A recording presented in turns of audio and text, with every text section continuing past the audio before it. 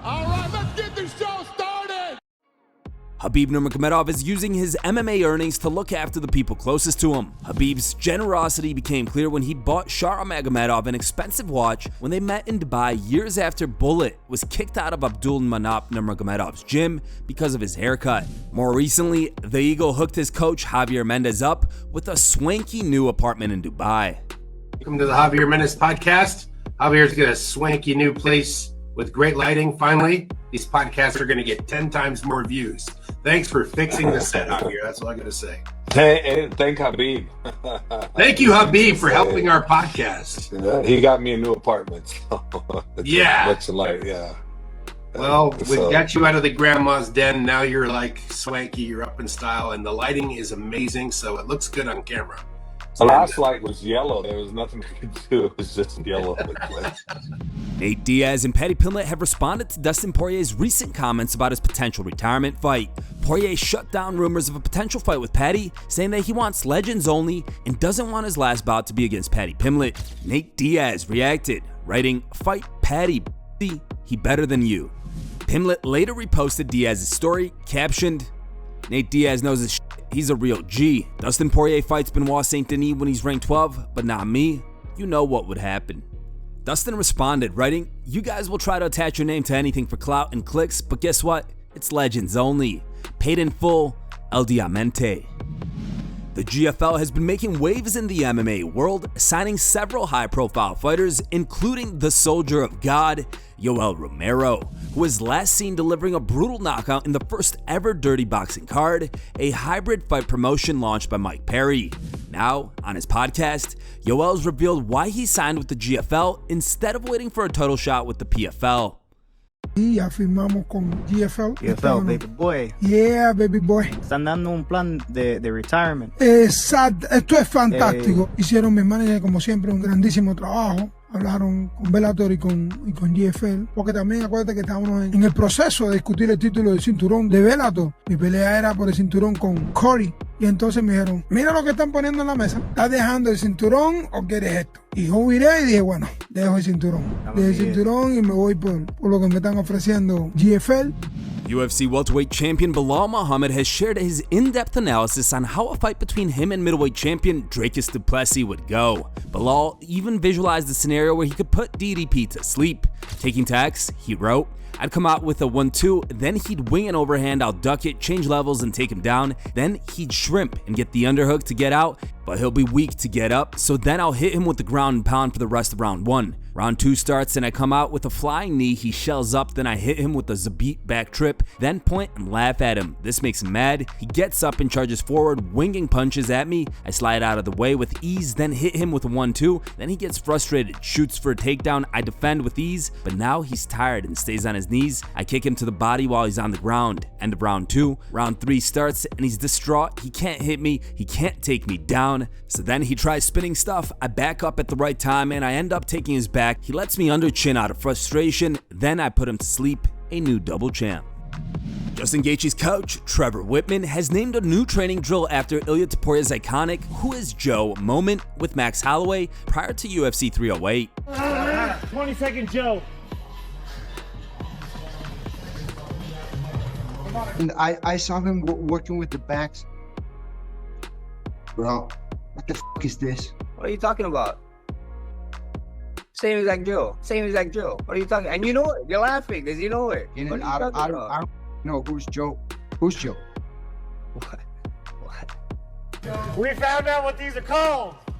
Joe. What the f are you guys A talking? Joe. Max Holloway stole your drill. That'll be your joke. Jared Cannonier has a message for those criticizing Sean Strickland for his UFC 312 performance. Strickland promised to fight to the death to get his belt back, but when it came time to fight, he retreated into a defensive shell, especially after DRICUS broke his nose in the 4th round.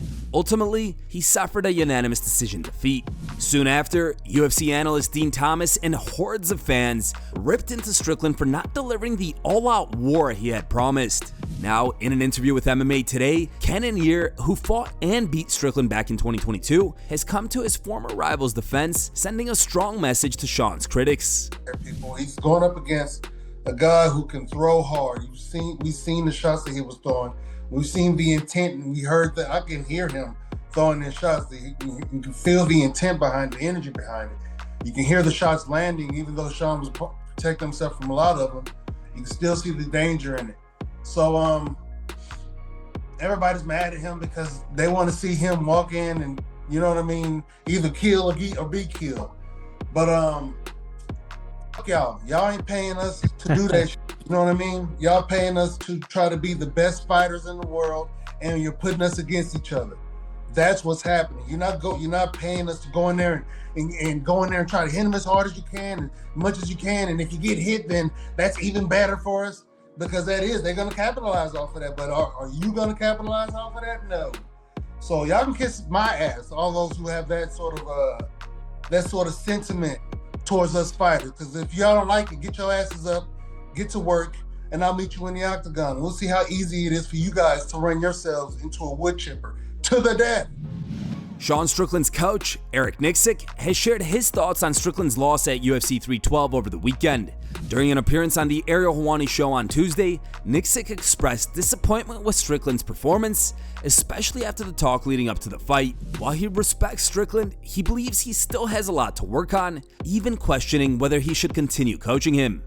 It was just uninspired fighting to me. It just seemed like he was sleepwalking. It was tough, man. I was just trying to dig him out of it. Through the rounds, I didn't know if he was trying to collect data in the beginning or if it was just a slow start or what was going on. But as the rounds began to progress, I can just tell that it just didn't feel like he was in it the way most of the times that he is. So, man, let's not forget this is a title fight, and I take these title fights very seriously, and I don't know. I was just disappointed, man. I was disappointed with the whole entire outcome, the whole fight as a process. Just thought it was just kind of flat.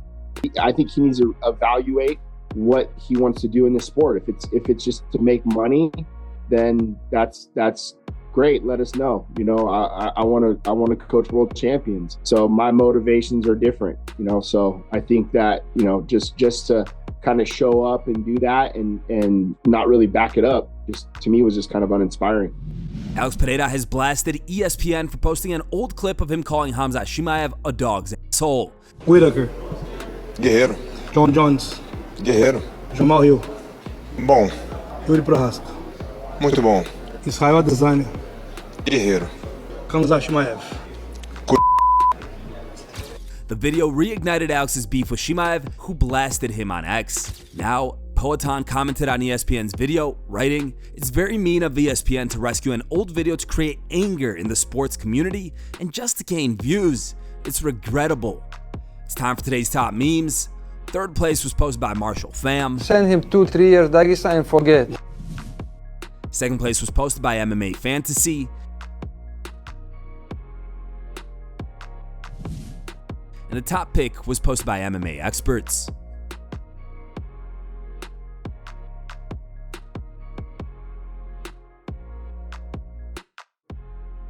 Thanks for watching. If you like the content, smash that like button and don't forget to subscribe to stay in the talk.